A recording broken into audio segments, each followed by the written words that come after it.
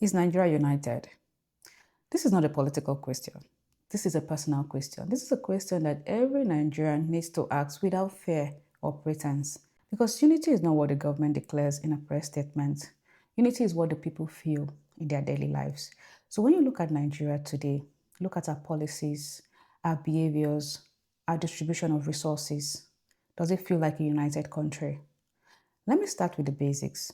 Education, the first foundation of opportunity.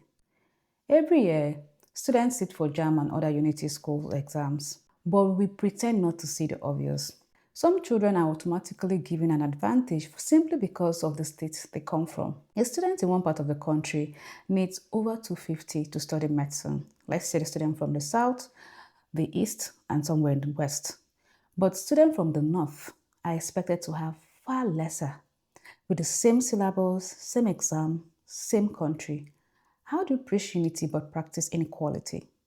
How do you tell a child that their birthplace already limits them? What does that do to their view of the nation? Unity cannot stand on such contradictions. Now let's move to resources. Some regions produce oil, others do not. Yet all regions benefit from the revenue.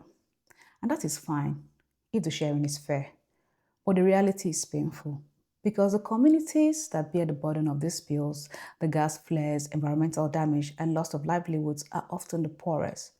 Meanwhile, the part of the country with no natural resources contributing to national revenue enjoy the loudest voice in determining how this revenue is distributed. Is that unity or exploitation? Now let's get a little bit more serious. Let's talk about alcohol VAT.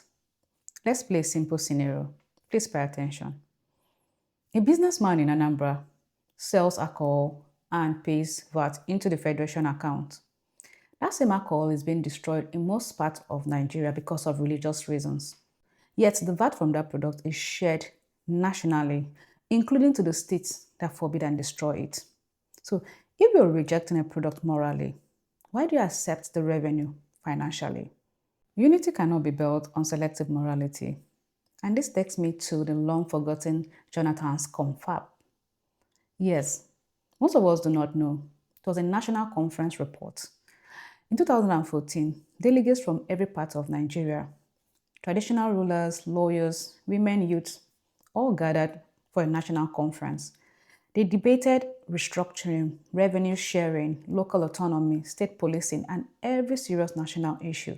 The final report is known as Jonathan's Confab Report, and that would have been Nigeria's most important roadmap. But what happened? It was shelved. It was ignored. Because some people knew that implementing true federalism would disrupt the comfort of imbalanced system. A united country does not throw away solutions simply because the solution will cost certain powerful people their privileges. And let's not forget, the North have natural resources. But what happens to it? Selective federalism. We must also mention a truth many avoid to say.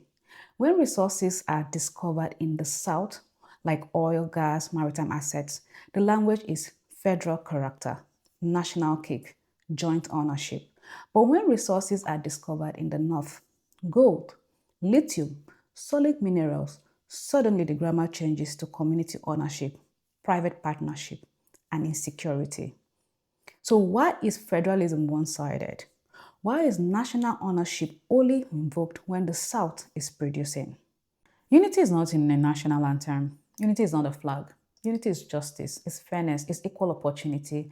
Unity is respecting every region equally. And the day we start answering these questions honestly is the day Nigeria will finally begin a journey towards real lasting unity. It's the truth at the time. Take care and have a nice day.